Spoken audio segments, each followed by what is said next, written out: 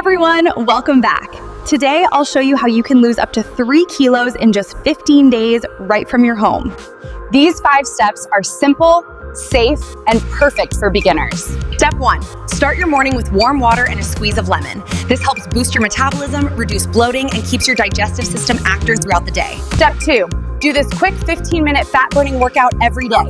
Start with 30 seconds of jumping jacks. Next, 30 seconds of high knees. Follow the healthy plate rolls. Fill half of your plate with vegetables, 1/4 with protein, and 1/4 with healthy carbohydrates.